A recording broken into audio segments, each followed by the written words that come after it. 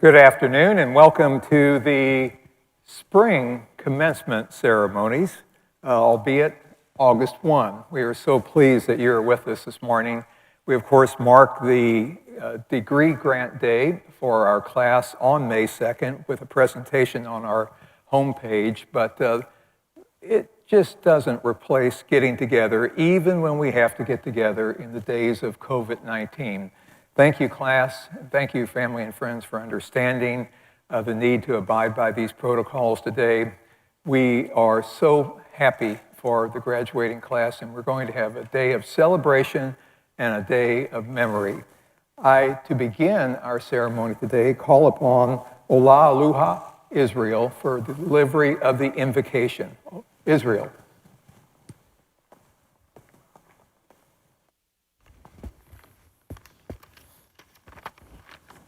Let's all rise on our feet. And let's bow our heads in prayer. Almighty Father, we want to thank you for this day, a day set aside to celebrate a milestone in our lives. Thank you for how you've kept us to see such a day. Thank you for the support system we had through our law school journey.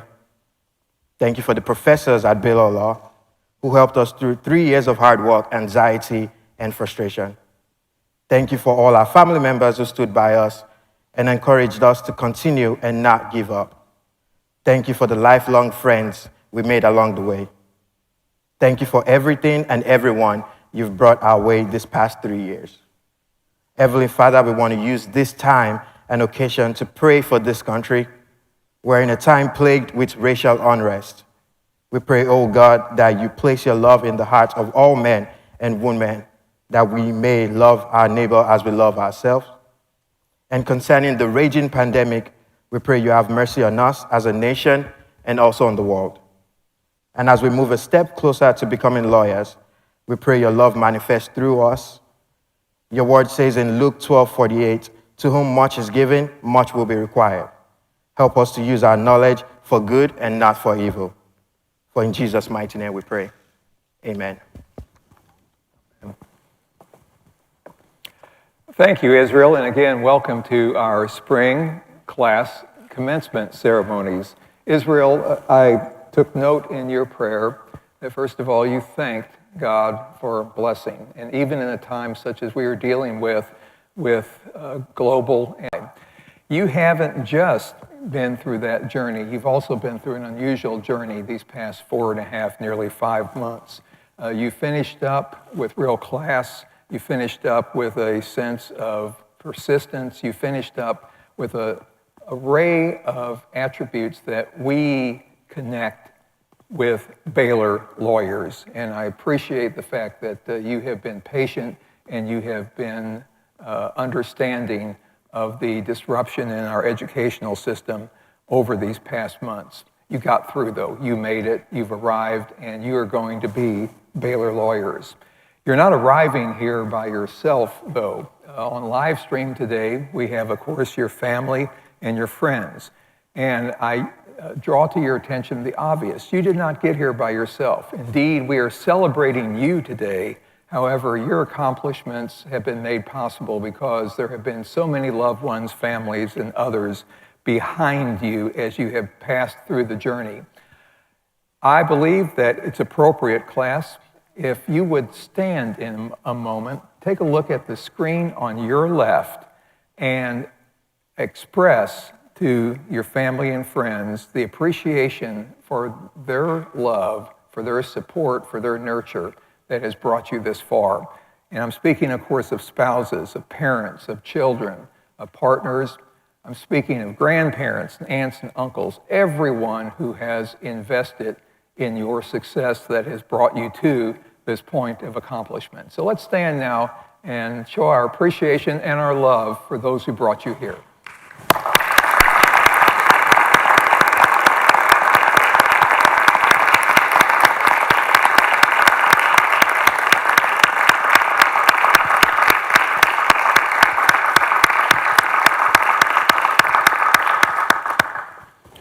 Thank you, class. And for those watching on live stream, that was some very enthusiastic and heartfelt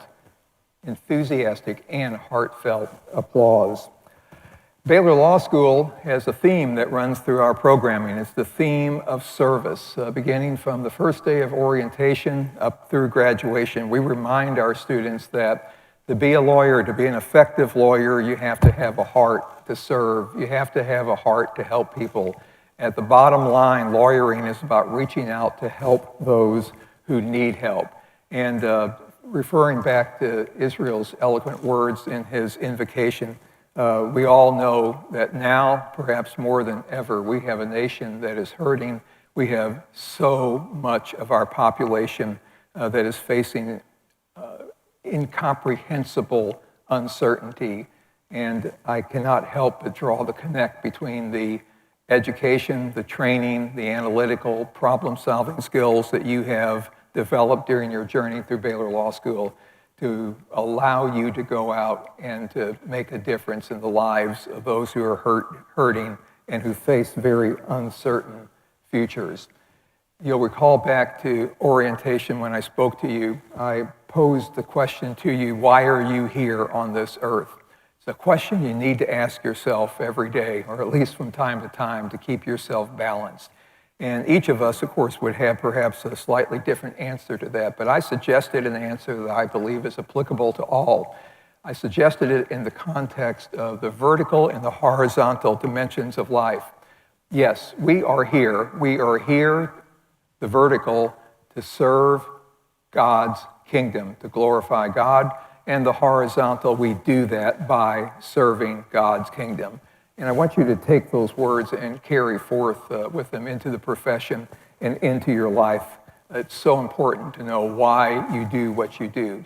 And it will add immensely to your fulfillment as a lawyer if you reach out to serve and to touch those who are hurting on a regular basis.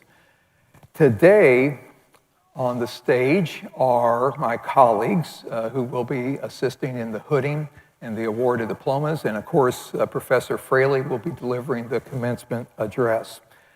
We have at Baylor Law School a gorgeous law center, 80 feet from the banks of the Brazos River, with a tremendously beautiful development all around the law center.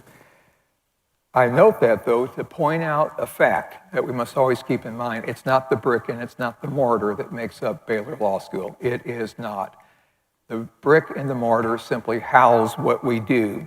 And in a moment, after I introduce my stage partners, I'm going to have you rise again and thank my faculty and staff colleagues, because day by day by day, they labor in the classrooms, in the courtrooms, in the corridors, and in their offices to bring you through this program. And I want to make sure that we are, as we have with your family and your loved ones, that we're acknowledging that Baylor Law School is the faculty and the staff. They make it happen each day for our students whom we love. On the stage with me today are familiar folks that you have spent a lot of time with. I'm going to turn over here to your right, my left, and I'll start at the end there. Professor Jim Wren. There is a detailed biography, director of the Practice Court program. That was a program that was led by the esteemed Jerry Powell, Professor Powell, for many, many years with remarkable distinction. It is the high-profile component of our program in regard to advocacy. Jim has taken the reins of the Practice Court program. The team in the program is Professor Wren, Professor Powell, Professor Fraley, and Professor Consular. Jim came to the law school in 2006, I believe, and that followed a 20-year stint as an adjunct. He was remarkably popular with our students, and we were blessed to bring him aboard on a full-time basis. Jim has a distinguished practice experience in his background that continues. He is actively involved in the trial practice up to today. He has been denoted as a super lawyer year after year after year. But I want to add this. He is a quality person with a very caring soul. He loves his students, and I know that so many of you have had him reach out and touch your lives individually as you have passed through the program. Professor Wren, thank you so much for your leadership and for all you invest in our students. Professor Jerry Powell. Professor Powell Came to the law school in 1986, teaching evidence, and of course, as I have noted, he subsequently became the director of the practice court program. Professor Powell has burned up the track in every aspect of his life. He was number one in his law school class. He, with advocacy and with academics, simply burned up the track. We felt so blessed to bring him aboard for the benefit of our students. I'm going to pull out one accolade that, in a sense, says it all. Baylor University has a faculty that numbers nearly 1,000. Over the last 25 years, about 20 or 22, 24 of faculty members have been designated by really broad acclamation as master teachers, and they carry that title of master teacher. You can see why it says everything. Professor Powell has carried that title for many years, and class, you've all had him, and you have been able to witness in the flesh, so to say, what a master teacher does in the classroom. Jerry, thank you so much for your investment in our students who are going forth today. And then on your left, my right, Dean Teague, Dean Leah Jackson Teague. Dean Teague and I have worked together in the dean's office for just short of 29 years. We know each other really well, and that allows me always to observe that I love Leah Teague as though she were my sister. Dean Teague teaches tax. She is deeply involved in leadership programming, and also she has been very involved in her career in higher education leadership in particular. She brings our students along through the program. She advises, counsels them, guides them. Sometimes she shares words that are not necessarily welcome, but are needed to be shared to make sure that everyone is staying on the right path. I very seldom walk past Dean Teague's office without seeing a student in her office being the beneficiary of her wisdom and guidance. Thank you, Leah, for all that you do for our students. Now, I do want to, as I had noted, have all of our faculty and staff colleagues, whether here on the stage or in the seats, please rise to receive our appreciation.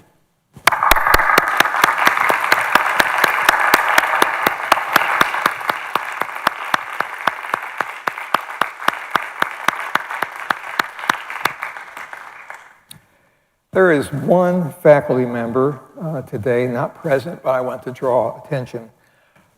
That is David Gwynn, Professor David Gwynn. Of course, we know him as the Godfather. Last night, Beth and I were up late. We had past midnight. I didn't say anything, but I took note of when the clock struck 12. Now, why did I do that? I did that because I love David Gwynn. He has been my mentor, my friend. He is a remarkable gentleman, a great teacher, also carries the title of master teacher. What was special about last night? Well, perhaps not special, that may not be the right word, but what needed to be marked at midnight last night? It was this, that ended David's 54-year tenure on the Baylor Law School faculty. He'll still be in his office, but he will not be an active faculty member. He has touched the lives, we believe, of close on to 7,000 Baylor lawyers. And at age 81, he has decided to lay down the pick, so to say. But David Gwynn, the Godfather, he's a legend at Baylor Law School, and we will welcome him to his usual office as we carry on without him as an active faculty member. I now want to introduce a student who will be acknowledged here as the highest ranking student in the class. And this is a very large class, I might note, AJ. That, of course, is AJ Horner. It is our tradition to have the highest ranking student of the class deliver remarks on behalf of the class. AJ, please.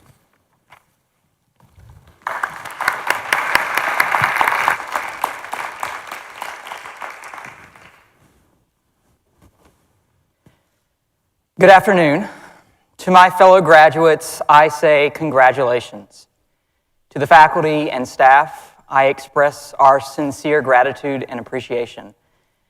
You are blessed because at any time during this speech, you can mute me. If you get angry, depressed, bored, or even if you just feel like you don't want to listen to my voice anymore. No, in all sincerity, we wish you could be here, but our foremost importance is to keep you safe and to do our parts in these dark times. I want to open by sharing with you a story of a humble prairie lawyer from over a century ago. This lawyer didn't work for a large law firm or even a small law firm. He didn't work for a corporation, and at the time, he didn't work for the government. Like so many solo practitioners, this lawyer relied on his willingness to accept any client who walked in his door and take on their case. One afternoon, a man approached the lawyer seeking representation. He had been wronged in some way and was seeking redress against a widowed mother with 6 children. The lawyer listened to the man and then responded to him and told him that he was capable of representing him, and he would likely win his case and get the $600 from that mother. But the lawyer declined to represent the client and shared with him some advice. He said, "You need to remember that just because something is legally right doesn't make it morally right." This lawyer recognized his duty to the community, even at the sacrifice of his own pecuniary gain. His belief in justice for his community would carry him on throughout his entire legal career. Years later, as he was speaking before a crowd at his second inaugural address, the lawyer proclaimed, "With malice toward none, with charity for all, with firmness in the right, as God gives us to see the right. Let us strive on to finish the work we are in, to bind up the nation's wounds, to care for him who shall have borne the battle, and for his widow and his orphan, to do all which may achieve and cherish a just and lasting peace among ourselves and with all nations." That lawyer, of course, was Abraham Lincoln, President of the United States. His words that he spoke at his second inauguration are no more true today than they were when they were first spoken. Today, our nation is gripped with a global pandemic, with record unemployment and an economy that is teetering on the edge of recession or even a depression. There's an infestation of murder hornets on the West Coast, and for those of you who weren't aware, there were great Saharan dust clouds on the East Coast. We are being ravaged by storms. There's civil unrest on our streets and an emergence of a fight to once and for all end systemic injustice. Meanwhile, we're in the midst of what is promising to be yet another highly contentious political experience. This is the world you enter. It is a world of hurting, of confusion, and of desperation. It is a world that now, more than ever, is seeking light to break through the darkness. It is a world in need of a Baylor lawyer. To be sure, there are qualities of a Baylor lawyer that they sell with the program, whether it is enhanced skills in precision, rhetoric, zealousness in your advocacy, or even courage. But I believe there are skills that are part of our Baylor education that are uniquely suited to fit this moment and serve our society. First, our Baylor education has helped develop our ability to empathize with our community. Empathy is the practice of putting yourself in the shoes of another, to see the world through their perspective, and to use that understanding to inform your beliefs and your actions. Practice court forced us to do this on a rapidly reoccurring basis as we were forced to look at the world through our clients' eyes over and over again. Further, during those pressures and stresses that came along with that experience, we were forced to rely on each other and our shared experiences to help us survive. I am confident that each of you will use this skill in representing your clients, whether they're corporations or individuals or even the public at large. But probably more important, however, is the opportunity to enrich the communities in which you belong with this skill of empathy. I encourage you, before rushing to judgment at any point in your life, to take a step back and to look at the issues through the eyes of your opponent, your neighbors, and even those you consider to be your friends. While it may not change your beliefs, I assure you that it will help to build respect between you and will help you to engage in appropriate civil discourse. As the country becomes more polarized on ideological grounds, and each side resorts and retreats to their own corner and become entrenched there, this world needs us more than ever to step up and to facilitate civil discourse. We are only able to do this if we can show empathy towards all members of our community, no matter their race, no matter their gender, their socioeconomic status, their political affiliations, or even their religion. This world needs us now to show a little more empathy. The second skill that I believe our communities need now from our Baylor Law experience is that of perseverance. We overcame practice court, and we even overcame Flugate 2019. Today, we mark our final quarter at Baylor, in which it was rocked by a global pandemic. You survived it all with grace, humility, and strength. When crisis strikes, the needs of our clients only increase. Society scrambles and looks for a calm voice and a rock on which to rely upon. It is in these times of despair that we must rise to the occasion. We must persevere through difficult times so that we can be there for the vulnerable, the weakened, and the disenfranchised when their needs are greatest. Fortunately, you don't have to do this alone, as your Baylor Law education has given you a support system to help carry you through whatever struggles life faces you. We have laughed together. We have cried together. We have even gone through the Law Corps boot camp together. These experiences have forged a bond that can only be described as family. We are here to celebrate in the good times and to mourn with you in the bad times. We are here to lift you up when you need it and to bring you down when you need that too, as I am all too often aware. But through it all, we are here for each other. We will help you persevere against any mountain life throws at us next. Finally, and I believe most importantly, this Baylor experience has taught us to live our lives with purpose. Within the first few days of our Baylor Law journey, Professor Fusilier shared with us the story of the giving tree. I hope that over the course of our time at Baylor University, we have been able to witness the power of service to our communities. While fame and wealth are certainly rational goals, they will never allow us to achieve that illustrative pursuit of happiness that forms the foundation of the American dream.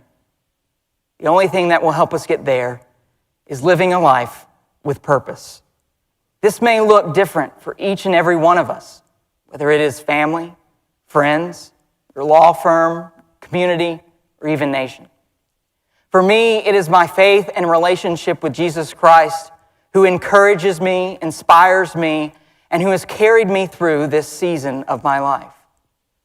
Whatever it is for you, I encourage you to let it motivate you in everything you do, and you will live an enriched life. As the world grapples with everything that 2020 has thrown at it, the qualities that make a Baylor lawyer are needed now more than ever. But to those watching at home, do not fear. for you too can have these qualities, even though you didn't attend Baylor Law School. All you have to do is find your Baylor lawyer, the reason you are watching today, and let them guide you on your journey. I am so thankful to have gotten the opportunity to grow with you and get to know each and every one of you over the past 3 years. I could not have imagined that I would have been able to learn so much from such a diverse group of individuals. I want to leave you with the words of President Lincoln. Let us strive on to finish the work we are in, to bind up the nation's wounds in this time that it needs us most. I cannot wait to see what you achieve in this moment and in the future. May God bless you all in all of your future endeavors. May He continue to bless Baylor University and Baylor School of Law, and may He always bless this great country. Thank you, and sic 'em Bears. AJ. AJ? Wait a minute. Thank you, AJ. Thank you for reminding us that some simple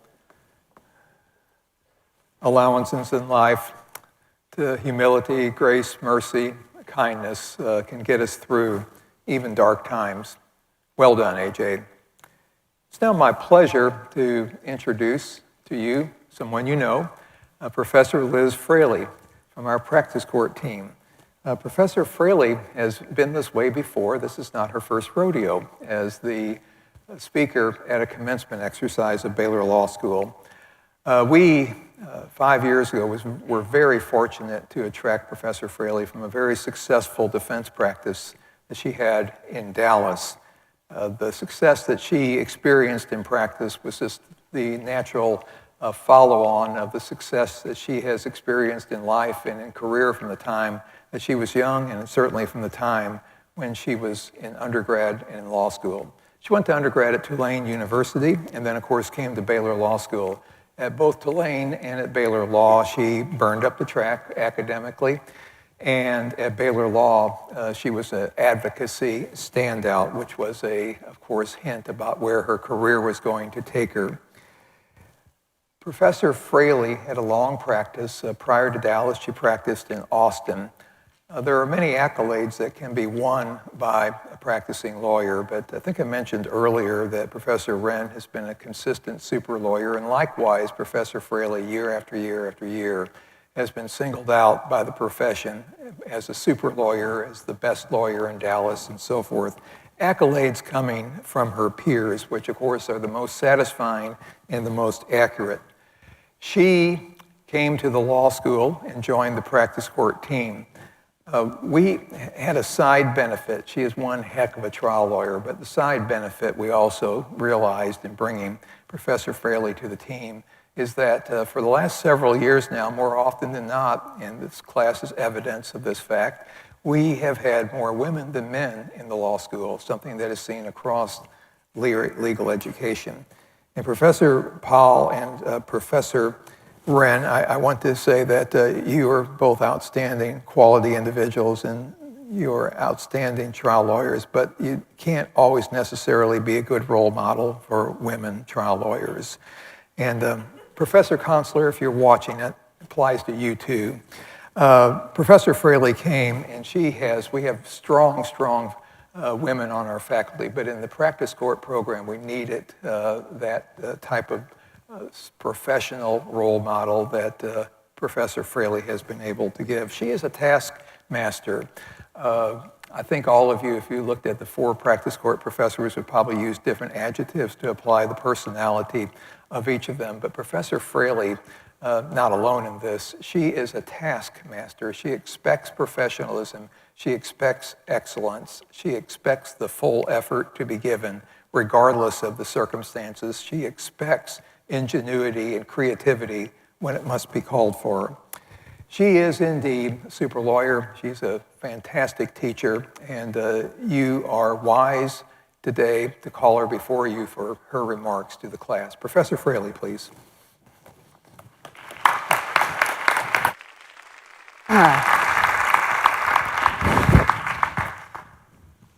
I I think that's his polite way of saying I'm kind of a hard nose. Dean, colleagues, graduates, friends, and family, I'm so glad we're here today. There were times when I doubted just a skosh that we might be able to gather, and what a sad thing that would have been, because you have accomplished something tremendous. And when you achieve something big, you need to take pause and note that fact. And so we're here today to do that. I want to note something else, though. I don't know about you, but this is not what I thought 2020 was going to look like. And there are a few complaints I'd like to register with customer service. First, there's the fashion issue. I mean, I like to think I stay on point with fashion. I understand my shoes have their own fan page. And yet, I never saw this mask trend coming. How could I miss such an obvious fashion point for 2020? Never did I think I would spend an entire quarter teaching practice court on Zoom with a blazer buttoned over my Lululemon workout clothes and bare feet. Yep, that happened on more than one occasion. I also didn't think I would go more than 5 months without hugging my dad, who's in an assisted living facility. I didn't think the bar exam would get moved over and over, or that jobs that had been planned on and promised would be delayed or questioned or even evaporate. And the list goes on, including the desperate human consequences of COVID-19, racial strife and inequity, economic insecurity. If 2020 were a purchase, my customer review would say does not fit as expected. I do not recommend. And yet, I went back and I rummaged in that drawer in my kitchen where all the manuals go, you know, the ones you think, what if I ever need to figure out how to clean out the drain in the dishwasher? And so I dug out the manual that came along with 2020. And you know what? Nowhere in that book could I find that the way I planned 2020 to go was guaranteed. Turns out that wasn't part of the warranty. Now, what I did find, though, were some kind of important truths about life. And those are what I would like to talk to you about today. The first truth was, if you want to make God laugh, tell him your plans. Robert Burns, the Scottish poet, put it this way: the best laid plans of mice and men gang after glee. And if you translate that old Scottish to modern English, I'm pretty sure what it means is the best laid plans of mice and men go to hell in a handbasket at the slightest provocation this year. You might remember Professor Wren's translation going something like this: no plan survives first contact with the enemy. And so if we have all of these quotes about the inevitability of our plans not working out, if we have this collective wisdom that we can plan and plan, why do we act like this year we're the only ones who've ever had a plan that didn't work out? The point is that we know at some cosmic level that we plan and we scheme because we want to control. We like that feeling of certainty that maybe if we plan enough, we won't have the apple cart turned upside down. We set wedding dates, we set graduation dates, we set bar dates, and sometimes blissfully they do work out the way we plan. And then other times they don't. Dean Tobin mentioned that I went to Tulane University, but that isn't where I wanted to go. I planned to go to Rice. I was going to be in Houston, and I didn't get in. I got waitlisted, but I got a full ride to Tulane, and my parents said, you will love New Orleans. And they were so right. I cannot imagine what a disaster it would have been with me, with engineers for 4 years. It would have been terrible. And instead, I had this great experience. The thing I didn't plan was the thing that was right for me. I think of this as the crisis narrowly averted. Those of you who read Jeremiah know that sometimes God steps in and says, no, not this, for I know the things that I have planned for you. And that's really the point here. In the social science of grit and resilience, the willingness to accept that the plan changed, the thing went off the rails, we have the ability to face that adversity, and not only to face it with courage, but to grow, to actually become better, to dream a little bigger than maybe we had plans. Because the thing about plans, sometimes they're too small. Sometimes they're too safe, because sometimes that plan is just us being afraid. And so when we can acknowledge that things will sometimes not work out the way we planned, that grit and resilience, and you remember your big trial, you know it didn't go the way you thought it was going to. That willingness to grow through adversity is actually excellent practice for when you represent clients in your calling as a lawyer. Pretty much every client who walks through your door will do so because their life has not gone according to plan. That person who just a few years earlier stood in the white dress and promised till death do us part now can't wait till Tuesday to divorce you and wants temporary orders. That plan didn't work out. The business that was going to be the next big thing is now bankrupt. Maybe your client got hit by a truck. I mean, literally got hit by a truck. Nobody plans to get hit by a truck. And they need you, or they've been wrongly accused, or they've been justly accused, and they don't know what now. Your practice will be clients coming to you in desperate situations like we have felt all spring and asking you as their counsel, now what? What now? And your solemn charge will be helping them to find that way forward, to use your intellect, to use your creativity, to use your tenacity and your problem solving, and help them with what now? What are we going to do? And you will work a real difference in their lives, because they need someone to say, it's okay. I've had plans go badly before. I know just what to do here. And I know the way forward, and we will figure this out. I have had clients many times say to me, Liz, you are wonderful, and I am so grateful, and please don't take this the wrong way, but I hope I never see you again. And I don't take it personally, because I am the tangible reminder of when things did not go to plan, and when things were dark and scary. And now we've returned back to a place that feels more stable, and they hope they never need me again. And I don't blame them a bit. And you know, that got me thinking about a thing called off-label uses. I don't know if you've heard of this. You know, when a drug comes on the market, the Food and Drug Administration, the FDA, has this Byzantine process for how we test and prove that a drug is safe and effective for what we put it out there for. And it takes millions of dollars and years of testing, and eventually this drug gets to be put out there, your doctor can prescribe it, and we can use something like terbutaline sulfate. If we have an asthma attack, it'll open those airways right up. We know it's okay because it's safe and effective. The FDA has said so. But most drugs have what's known as an off-label use. It's something magic that it does, and we never realize that. You know what else terbutaline does, other than stop an asthma attack? It stops premature labor. If you are starting to have a baby too early, we can give you the same medication that we would give you for an asthma attack, and it shuts down those contractions, and it prolongs the ability of that baby to grow and develop in the safety of the mother's womb. Now, do you think anybody gathered a bunch of pregnant moms to use them as guinea pigs to test the safety of a drug? No, we don't do that. We're not monsters.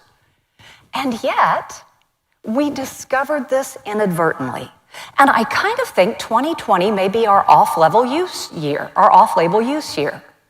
This is the year we're finding out things about ourselves and each other that we didn't plan. I'm finding I'm a pretty good cook again. I used to know how, and then I had a trial practice. Well, guess what? We eat real food. We sit at our tables. We've rediscovered that art and humor are important. We've rediscovered creativity. We've reconnected with people again. We know our neighbors. We wave to them when we're all out walking our dogs. Do you know Mike and Donna Berry have lived on my block for 5 years, and it took a global pandemic for us to have happy hour together. Now, they may have been studiously avoiding me for 5 years. I can't rule out that possibility, but the pandemic made that uncomfortable for them, and so now we get together. The same with Professor James, and it's great. It is an off-label use of 2020. And let's face it, many of us, as you were graduating from law school, taking the bar, headed off to your job, as we were all involved in our busy, busy lives, might never have slowed down enough to figure out the magic of this year's off-label uses. The next rule I found, I think is best said in Latin, and AJ, you alluded to it, but I do like the Latin. Et lux in tenebris lucet, and the light shineth in the darkness. You are called to be that light. The world can be dark. I'm filled with sadness over how much hate and darkness there can be, and look at social media and see the rancor over masks or over race or over Hamilton. How much hate can you spew at a dead man? Come on, it's just a musical. And many despair that the darkness will prevail in our country, in our world, in our lives. Your clients will despair that the darkness they are facing will overcome them. And you must be that light that shines with that steady, bright beam. And no matter how pervasive the dark feels, no matter how much it presses in around us, it overcomes our light not. We as lawyers must do this. We must be the light for society. We are the ones with the tools and the skill and the passion and the ethics and the morality and the commitment that makes us the light.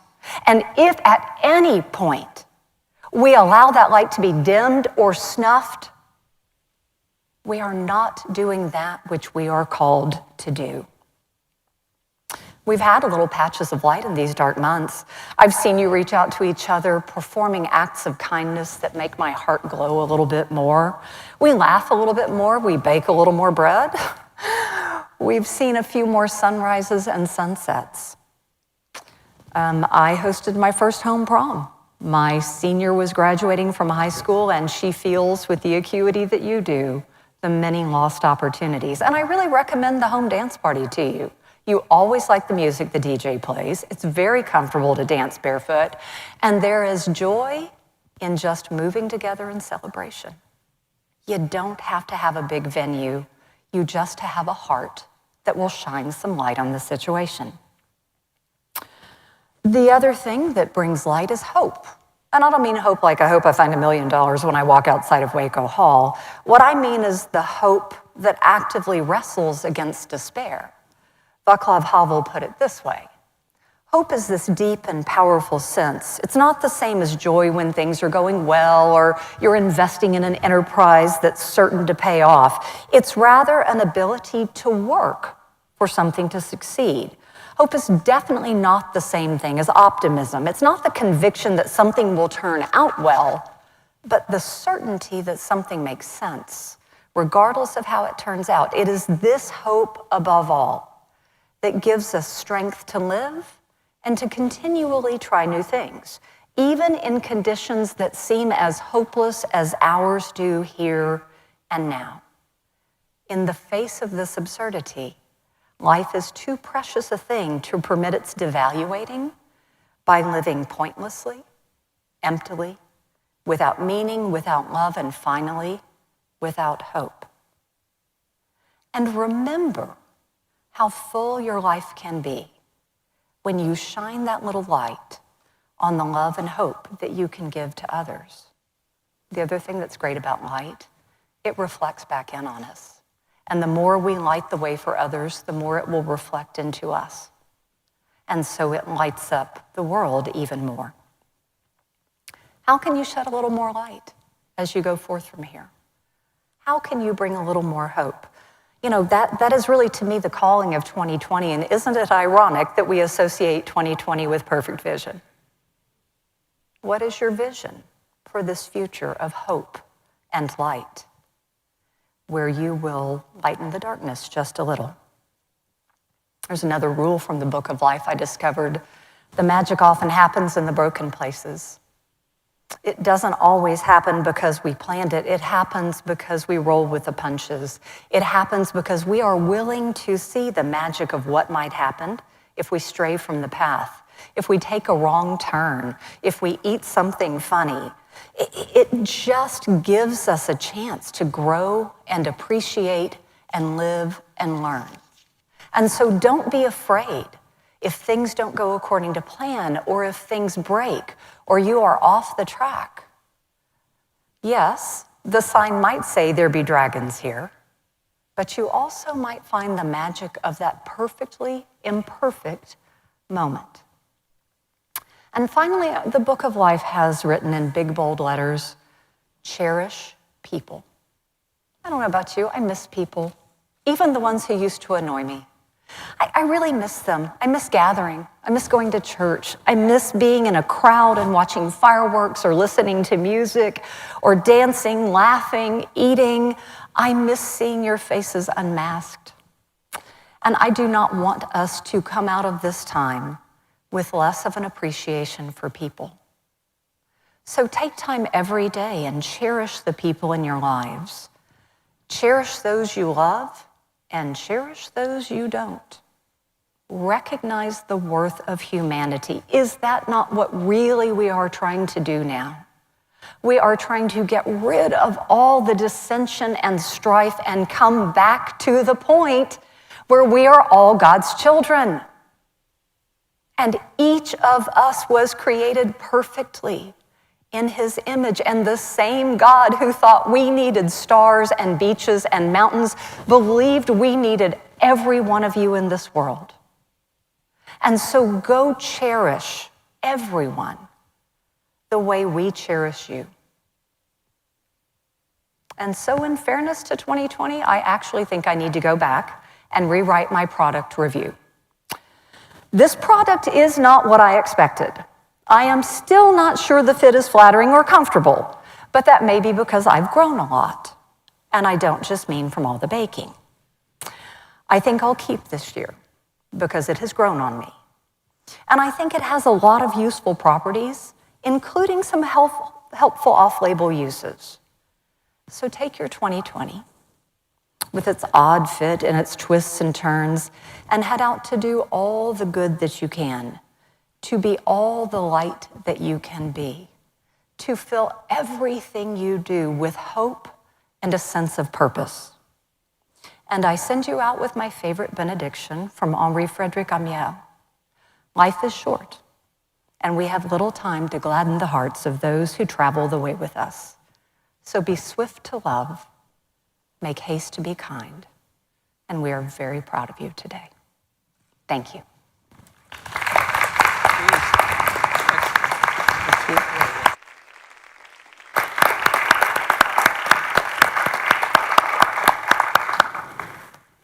Professor Fraley, thank you for those words in dark times about persistence, resilience, hope, love, being a light, and service. Wise words, graduates, wise words to take forward. We have now arrived at the point in our ceremony for the conferral of the degrees, and I call Dean Teague to assist me. Dean Teague. Candidates, please rise. Dean Tobin, the candidates standing before us have met all of the requirements. Let me take this off, that will help. The candidates standing before us have met all of the requirements for the degree of Juris Doctor, as prescribed by the faculty of the University School of Law and acting through the authority of the Board of Regents. It is my honor and it is my pleasure to present to you, Dean Tobin, for the conferral of the degree, this class, the Spring Commencement Class 2020. Thank you, Dean Teague. Each of you have completed the requirements for the degree of Juris Doctor as prescribed by the faculty of Baylor Law School. Accordingly, upon the certification of the law faculty, and on behalf of the Baylor University Board of Regents and President Linda Livingstone, it is my delight to confer upon you the degree of Juris Doctor.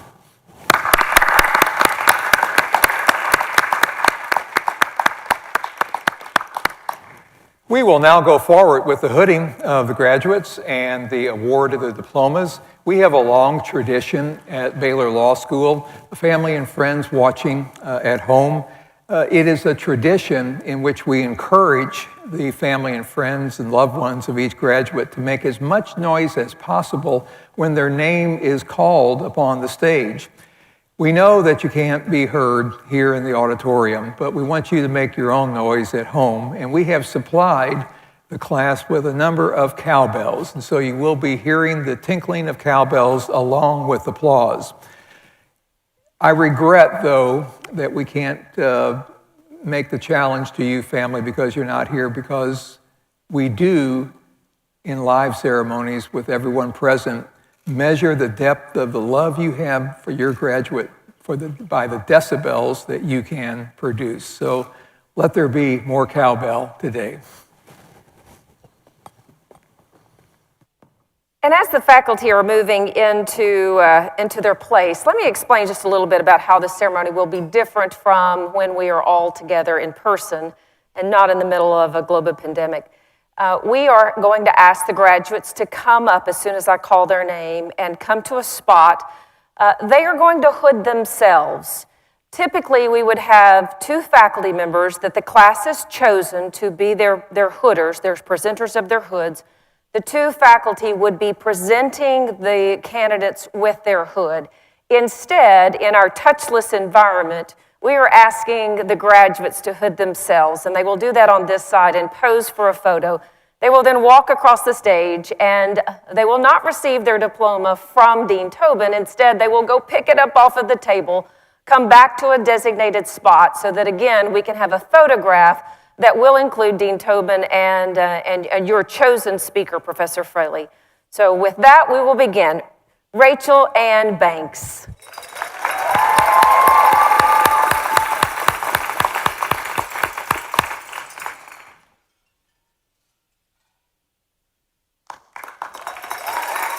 Get the photo? Nope, yeah. And as they're doing that, let me tell you a little bit about the hood. We don't normally do this, but the hood is a representation of the highest degree within our profession. The green and the gold obviously signify Baylor.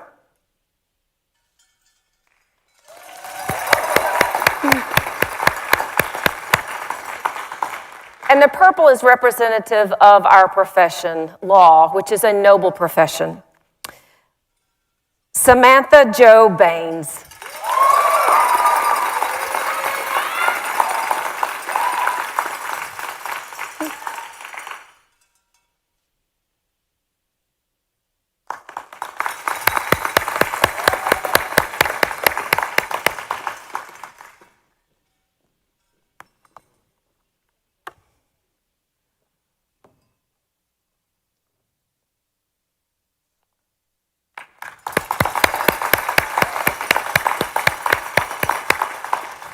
Madison Renee Berberet.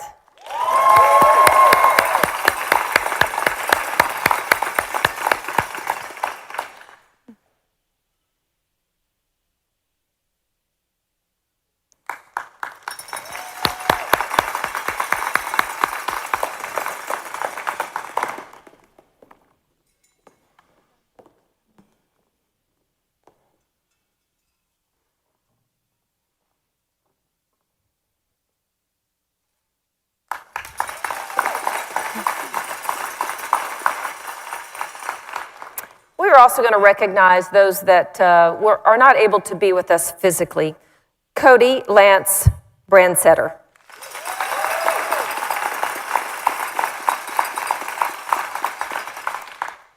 Katie Roxanne Brown, cum laude.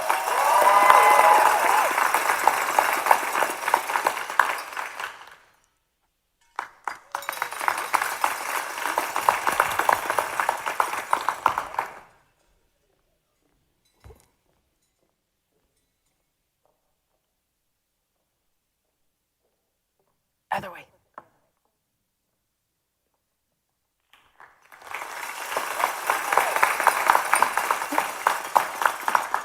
Christopher David Carbonero.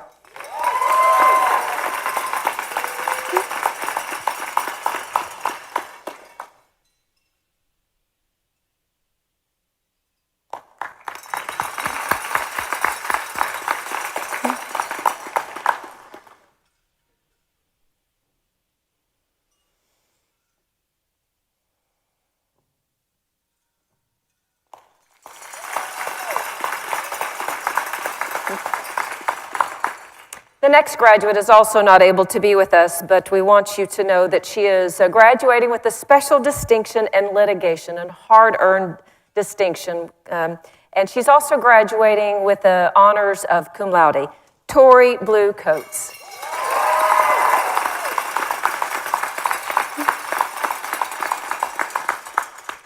Tyler Linwood Cardenas.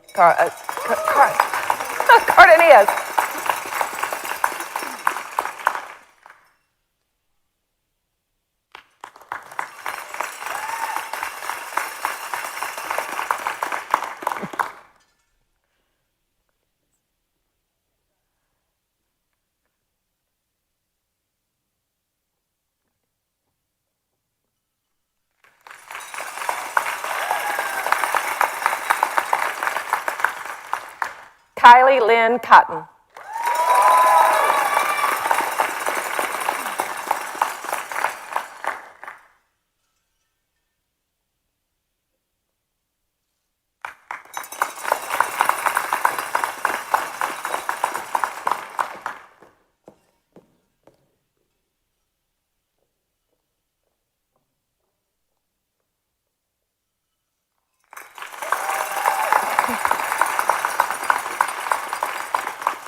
Kaylin Sierra Craig.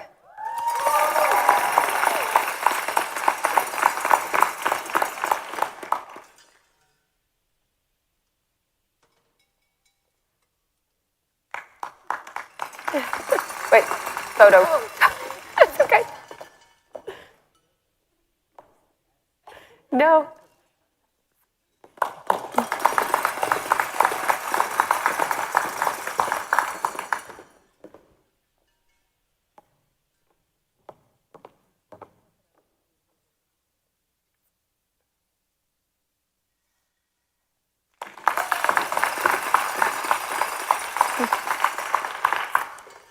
Jonathan Michael Crocker, and he's not here with us.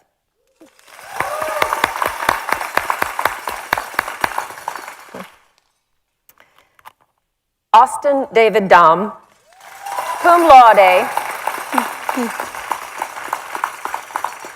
and receiving a special distinction in intellectual property.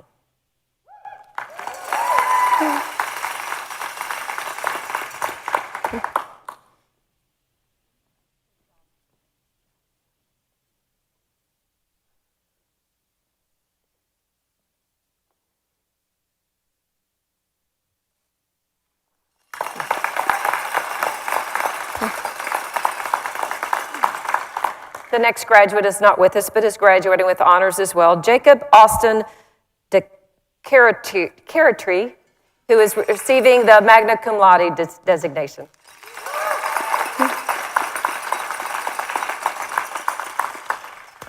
Rohit Dahar is also not with us. We want to congratulate him as well.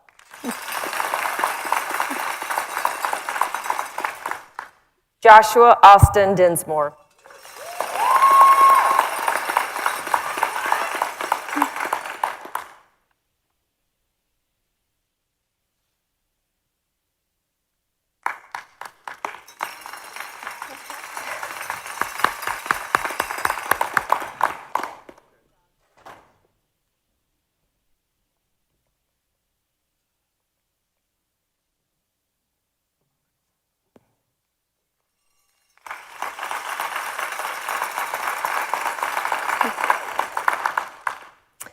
Amy Charlene Donlin is not able to be with us today.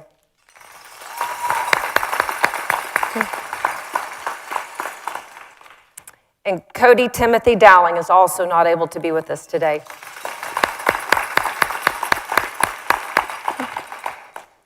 Megan Ann Ferguson.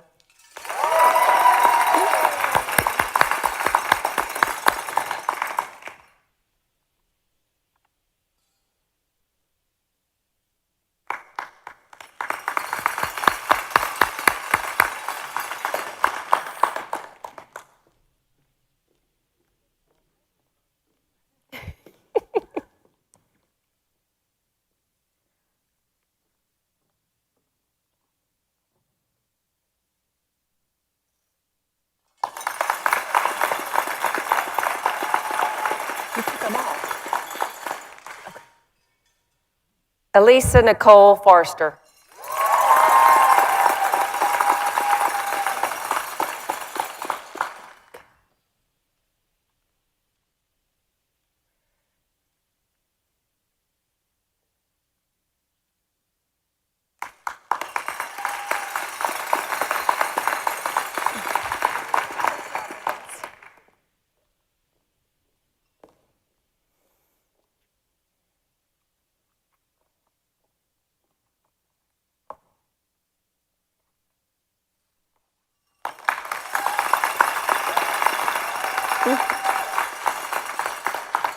Stefan Gabriel Garcia.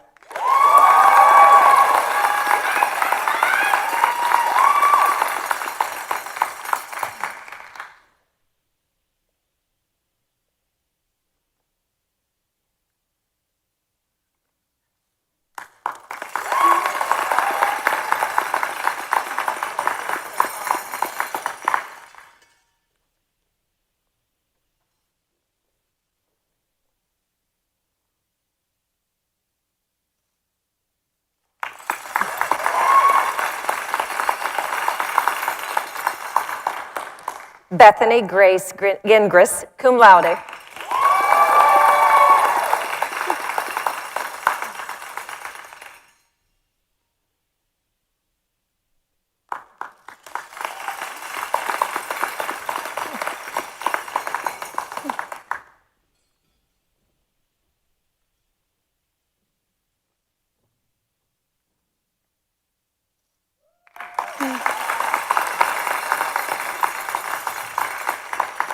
Going to recognize several more who are not able to travel back to Waco to be with us. I skipped over, and thank you, Susie, for reminding me, James McLean Bell III, who graduates cum laude.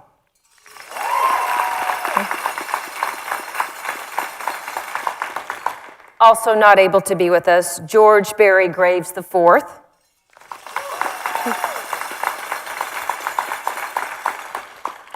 Jennifer Lynn Griffin.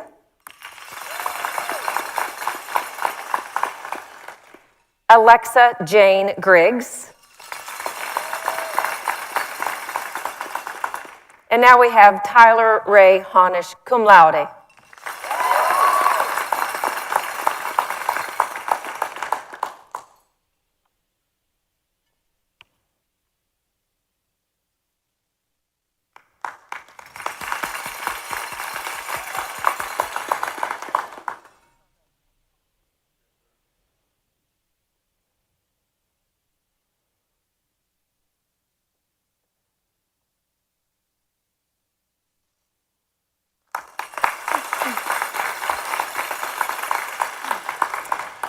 The next graduate is being recognized as a public interest fellow because all of her work, her many, many hours of public interest work. Kelsey Ann Hansen. No? Wait. Oh, she's not here. I'm sorry. Lights are shining. I can't see who's there. Haley Rachel Hicks. I won't say that it's another blonde because that's all I can see.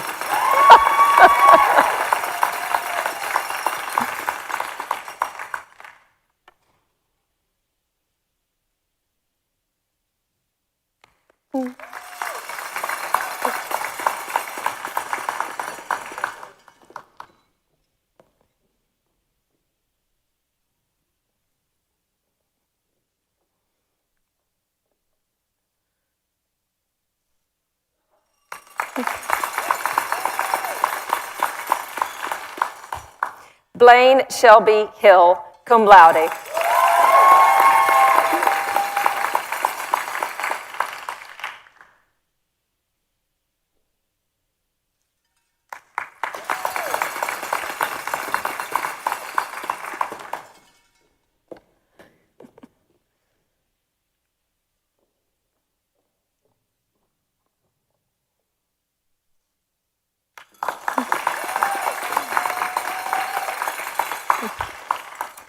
Kenneth Matthew Hopkins, cum laude.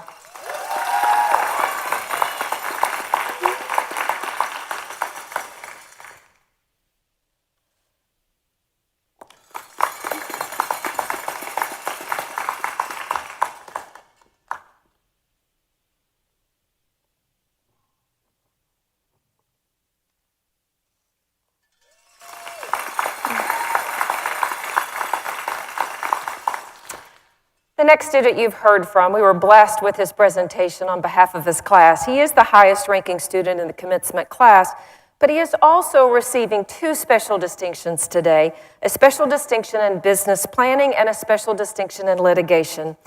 Aaron Jackson Horner, summa cum laude.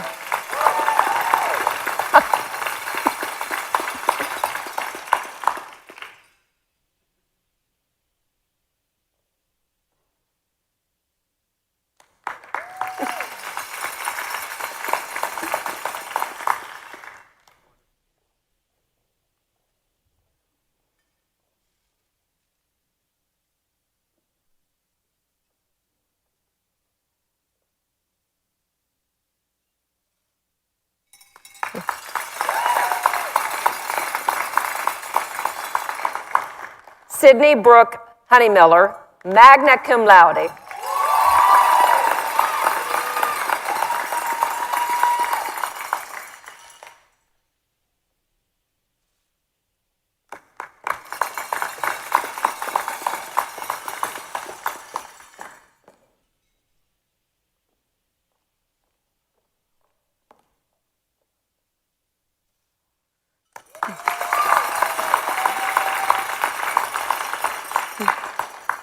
Ola Luawe, Adualire, Israel.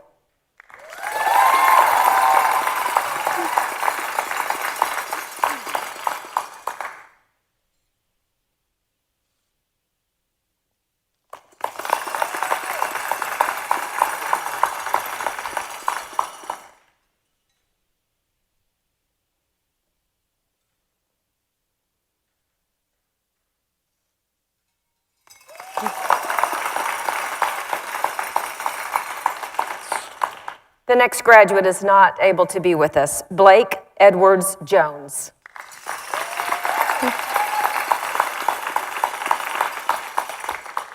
The next graduate is receiving his distinction as a Leadership Development Fellow, Ben George Koshi.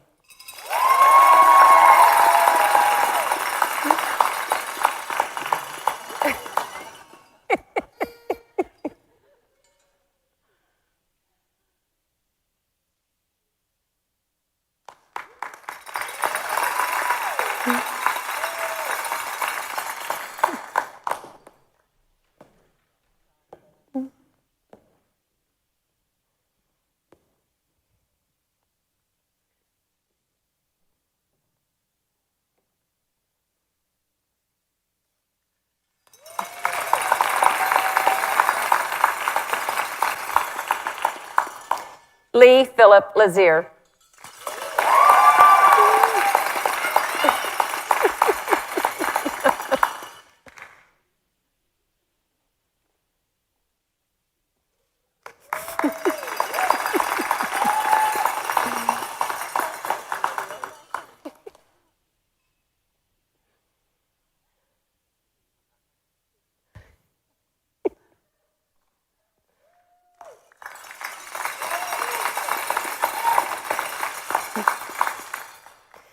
Danielle Quinn E. Lynn.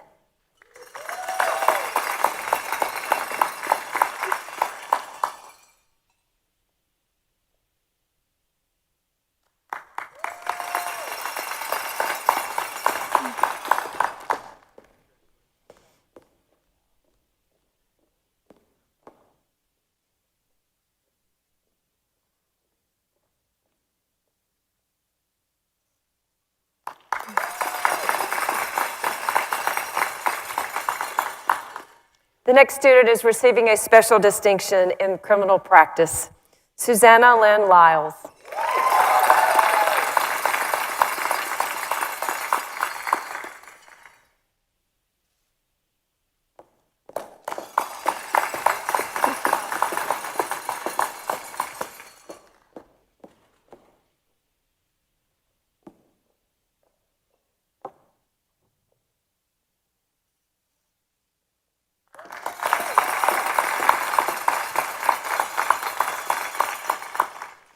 Molly Catherine Mayer, magna cum laude.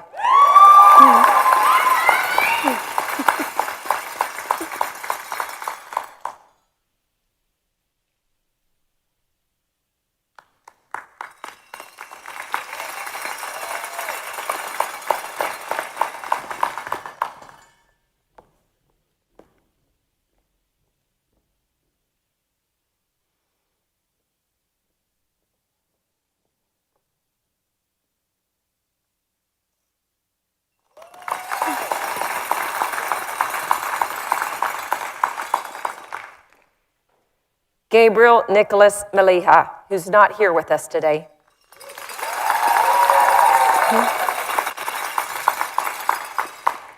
Bryson Ray Manning, magna cum laude.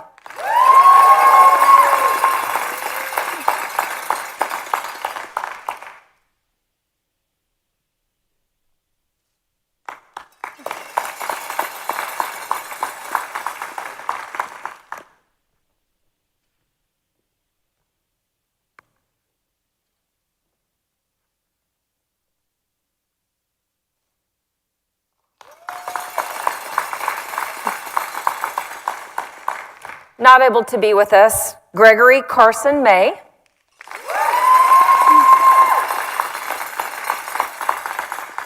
Also, Lacey Marie McCoy.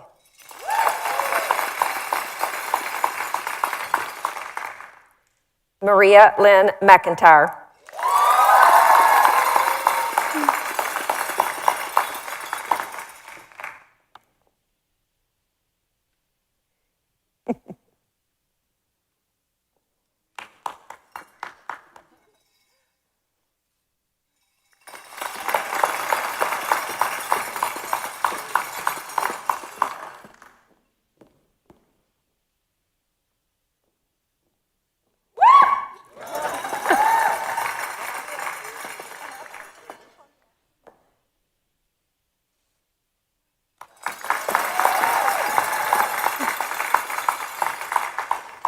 Not able to be with us, Catherine Medler, cum laude.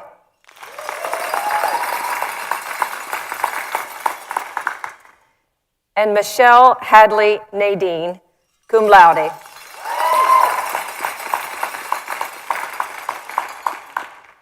The next student is being recognized for her work in service and pro bono as a public interest fellow, Haley Mowdy Owen.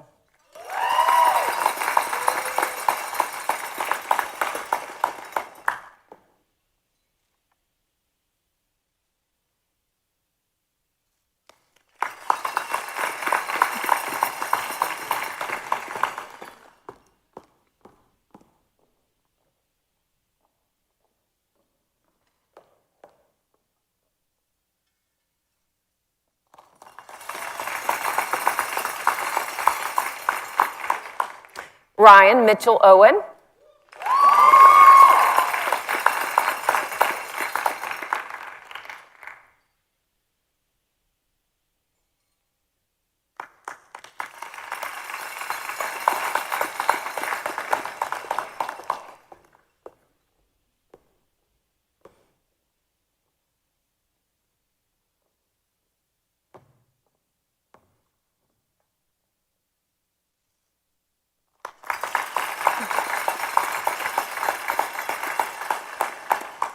Not able to be with us, Jordan Alejandro Palmer.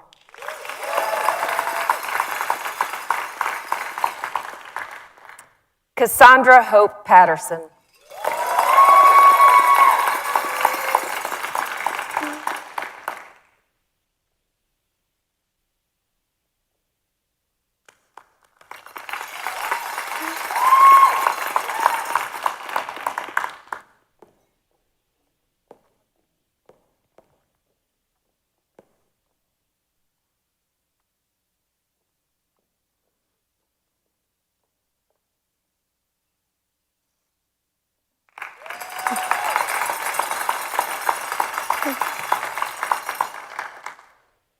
Haley Rose Reed.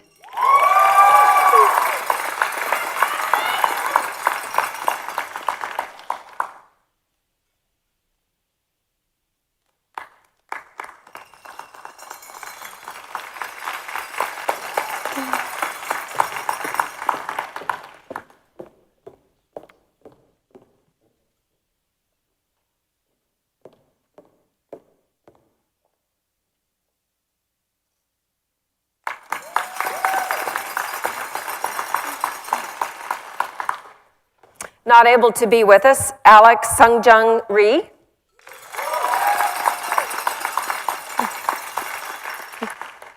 Katarina Renee Roach.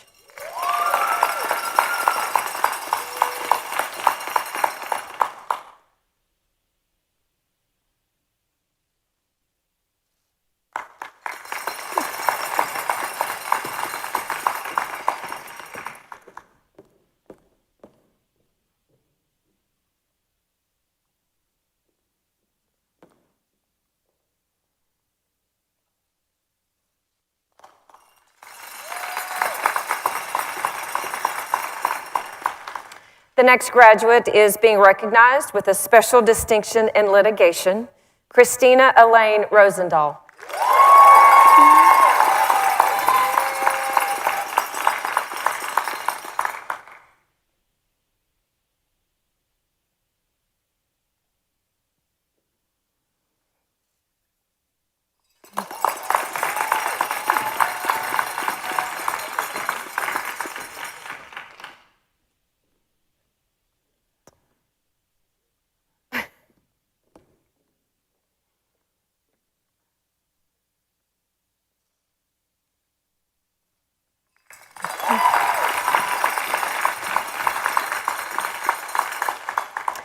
Hannah Santasawatkool.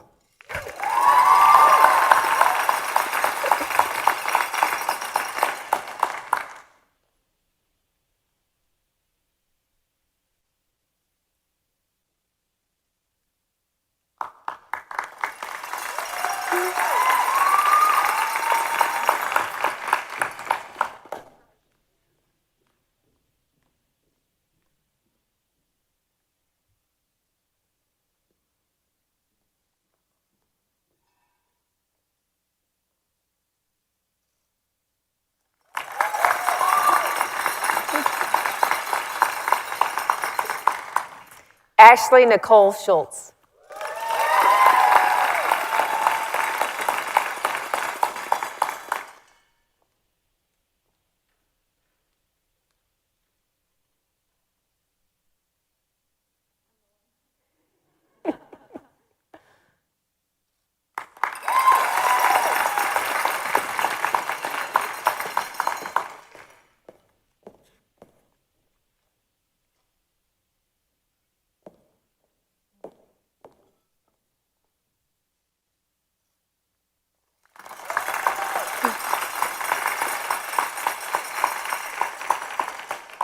Not able to be with us, Lindsay Nicole Smith.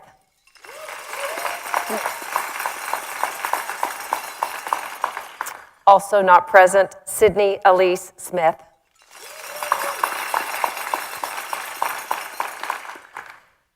Zachary Cale Smitherman.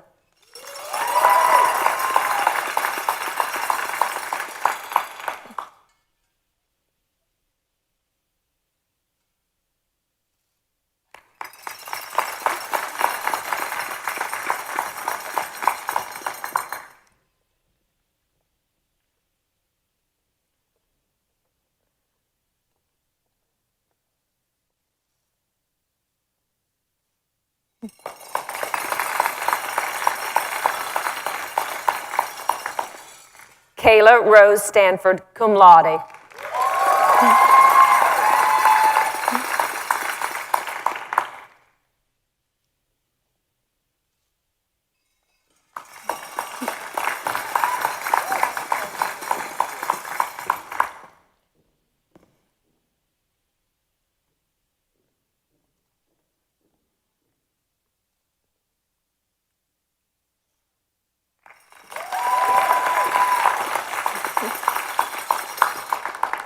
Garrett Lawson Stanford.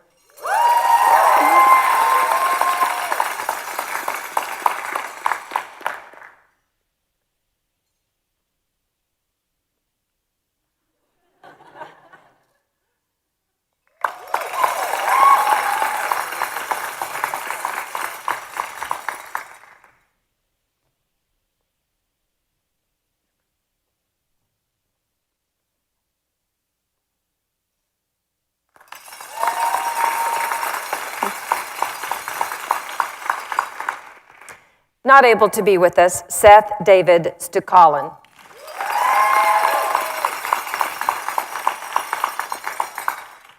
Allison Paige Sabo.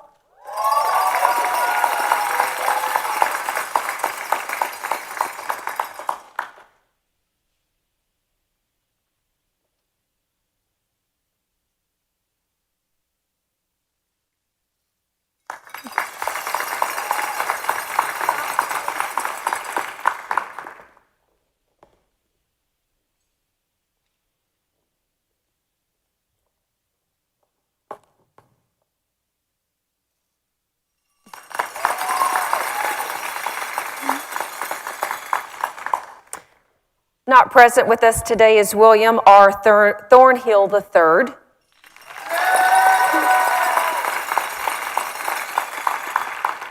The next graduate is being recognized for her work both in public interest and in leadership.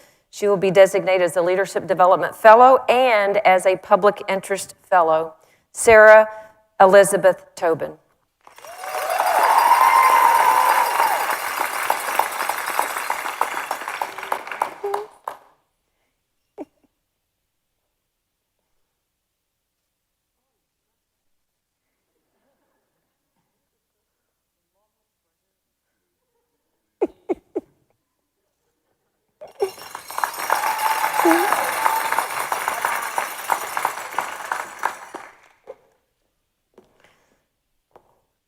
Since y'all are sheltering in place, I think a hug is permissible.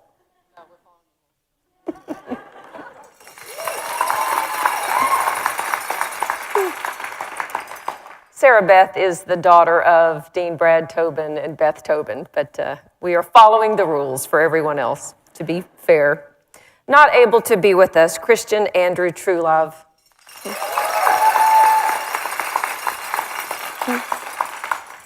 Sarah Elizabeth Van Sciver.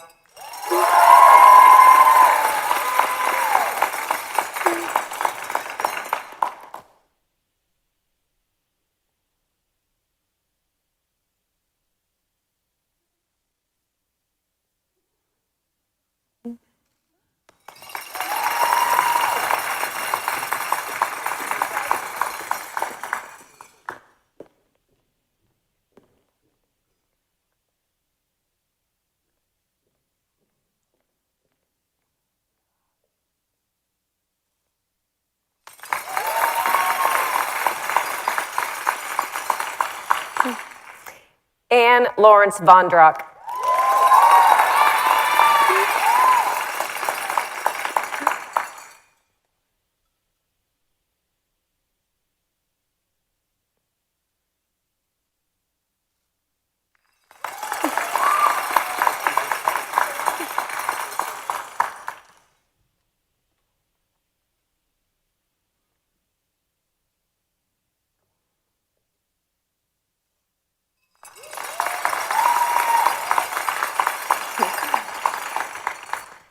Not with us today is Justin David Waldo.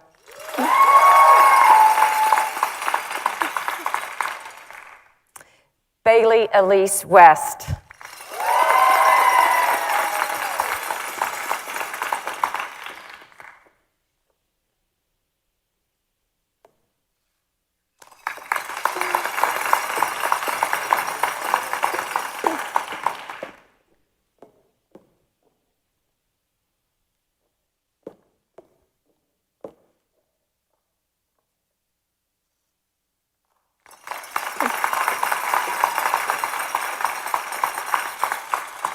We have two more who are not able to be with us. Jackson Ross Willingham.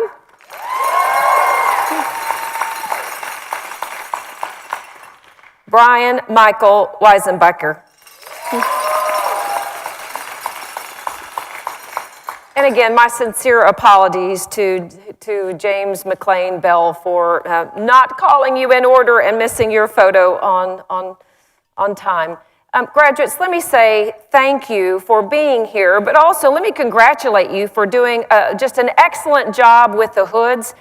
We didn't want to worry you ahead of time, but doing the hoods is hard. It takes two professors, and we have to give them instructions every time, and they still mess it up occasionally, and y'all did wonderful. So we want to congratulate you for and thank you for participating in the way you did, and to say we are so proud of you. One more round of applause for all of our graduates.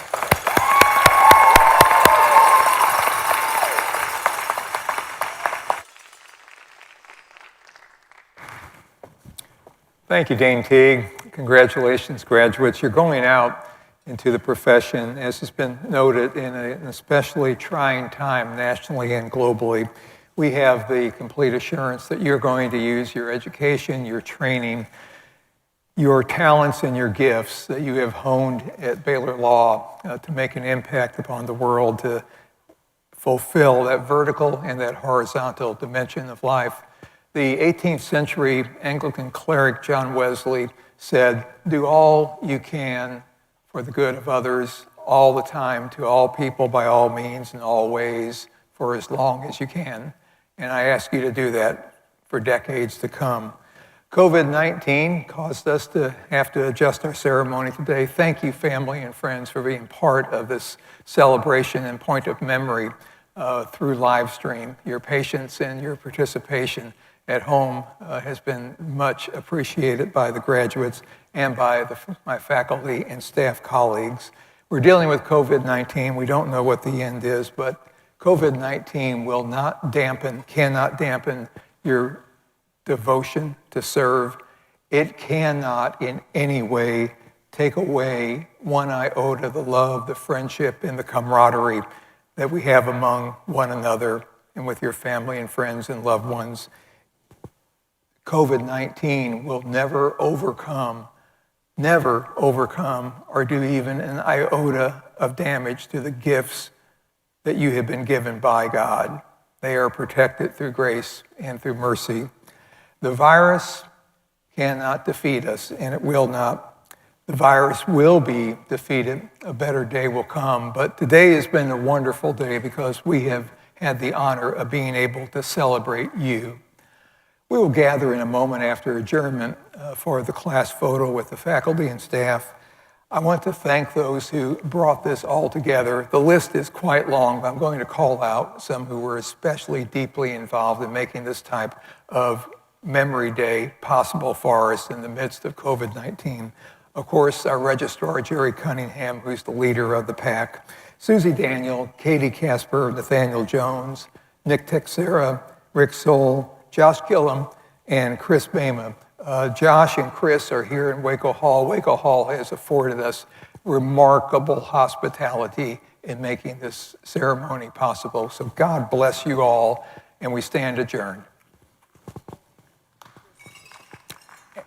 And as he comes out, I want to thank Mr. Chris Womack for the beautiful music for our processional and recessional. Chris, thank you.